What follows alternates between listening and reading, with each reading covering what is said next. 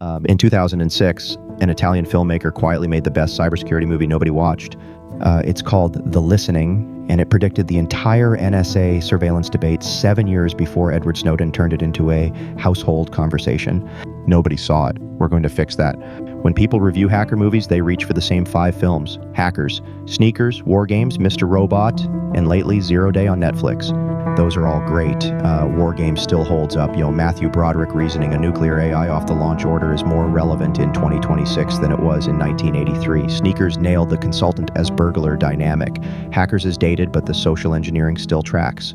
And if you really want to feel something, dig up Colossus: The Forbin Project. That's a 1970 movie about a man trying to outsmart an AI that has decided it knows better than humans. Sound familiar? Those films are good, and none of them actually look like the inside of the cybersecurity industry. The Listening does, and it does it better than any film I've ever seen. Here's what it gets right. The first thing the movie does is open with a lie detector test on a government employee. That's the first scene. No exposition, no setup, polygraph. If you've never worked in this industry, that probably feels heavy-handed. If you have, it feels like a Tuesday. When you do real cybersecurity, you are sitting on top of other people's email, their network traffic, their personal communications. You are effectively your own NSA inside whatever organization you protect. That is an enormous amount of trust to hand to one human being. The lie detector test isn't theater. It's the question every CISO eventually has to ask out loud. How do I know my own people aren't the threat? The Listening puts that question on screen in the first 3 minutes. Most movies never get there at all. The second thing the movie does, and I love this, is introduce the evil contractor. If you want to do cybersecurity for the Department of Defense, you are almost certainly going to do it as a contractor. That's how the work gets done. Most contractors are professionals doing honest work for fair pay. But the dynamic the film captures is real. There is always a contractor in the room who is selling something the government doesn't quite need, threatening to get an internal employee fired, or quietly building a system that does a little more than what was on the statement of work. In The Listening, that contractor is building a system that can spy on anyone anywhere. The point isn't that the movie is paranoid.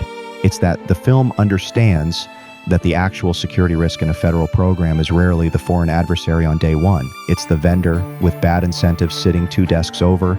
I have watched contractors hoard the only documentation for a tool they sold the government, scope themselves into the next 5 years of follow-on work, and quietly bury vulnerabilities they didn't want to fix.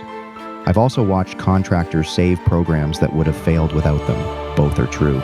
Now we get to my favorite part.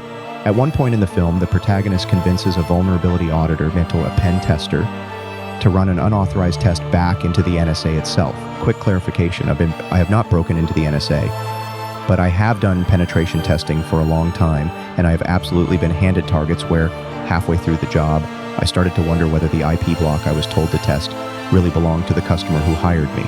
Wrong IP addresses, wrong phone numbers to war dial, scopes that mysteriously expand mid-engagement. It happens. Every pen tester jokes about needing a get-out-of-jail-free card. The real question, the one The Listening sneaks into the plot, is who is paying whom to do these tests and who actually benefits when the report lands on the desk. That is not a Hollywood device. That is a real conversation you have at 3 a.m. with your team lead. Next one, physical consequences for hacking. For most of cyber's history, hacking has been consequence-free for the attacker. You sit in a country that doesn't extradite. You encrypt some hospital. You collect the Bitcoin. You go to dinner. The Listening does not buy that. The film shows physical effects for hacking, escalating, real world, the knock at the door kind. And in 2026, that part of the movie is no longer fiction. Ransomware groups are getting quietly dismantled. Operators are getting arrested. Some of them are getting worse than arrested. The US government has stopped pretending cyber is purely a network domain. It is a kinetic one too. And the people who used to think they were anonymous are finding out otherwise. Look at the last few years. Conti collapsed under leaks and indictments.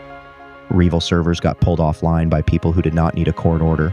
LockBit's infrastructure was seized and its operators outed. NotPetya cost global shipping over $1 billion in a single afternoon, and that was almost a decade ago. The Listening saw all of this coming 20 years ago. Which brings me to the bigger lesson the film keeps hammering. Cybersecurity in this country is still treated as a checklist, a compliance exercise, a binder you fill out once a year and shove in a drawer. That mindset is going to get people killed. The Listening understood in 2006 that defense is a war footing, not a clipboard. The watchers are always being watched. The packets are always going somewhere. Sitting at your desk filling in CMMC boxes does not change that. The fifth thing this movie nails is signals intelligence. When most people picture cybersecurity, they picture firewalls and antivirus. SIGINT, radio, phone, satellite side channel, feels like a separate world. It isn't. It never was. Today, every kid with a Flipper Zero is doing things the NSA used to need a building for. Phone hacking, replay attacks, RF capture, all of it on a 5-inch device that ships from a website. The listening understands that radios, phones, and packets are the same problem. You watch the watchers, you secure the channel, you assume nothing is one way. There is a recurring sequence in the film where the people doing the monitoring discover that they themselves are being monitored. That is the takeaway. That is the whole industry. When you respond to a real intrusion, the bad guys are usually still on the network, reading the incident response emails, watching the cleanup, adjusting in real time. Every IR firm I talk to confirms this. The defender almost never has the room to themselves. That is what The Listening puts on screen, calmly, without dressing it up as a thriller. Now, important warning before we close. If you go to order this movie, there are 2 films called The Listening.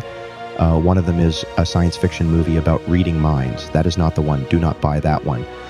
The one you want is the 2006 Italian movie, originally titled L'Ascolto. The DVD is still on Amazon. It is not streaming anywhere I can find, which is its own commentary on how unwatched it remains. Watch it, then go back and watch Sneakers, then watch The Listening again. You will see the entire shape of this industry differently. Here's the closing thought. The cyber industry has spent 20 years trying to convince itself this is a software and checklist problem. The Listening, a quiet Italian movie nobody watched, argued the opposite in 2006. That security is about trust, about contractors, about physical consequence, about the watchers being watched. That is the war footing. That is the actual job. And hey, if you enjoyed this breakdown, please like and subscribe. It genuinely helps get this content in front of more people who care about cybersecurity done right. And if you want more vRon breakdowns, cyber policy, AI risk, founder lessons, we've got a long list coming. Subscribe and you won't miss any of it. Now, if this kind of film interests you, here are a few more movies worth your time. For hacking and surveillance, check out Enemy of the State, Citizen 4, the Snowden documentary, and the original Italian Job for social engineering classics. For AI gone wrong, revisit Ex Machina and Her. And for pure cyber realism, the Mr. Robot series remains the gold standard. Have fun watching The Listening. I'm vRon, and I'll see you in the next one. So how did that feel? Was the pacing right? Or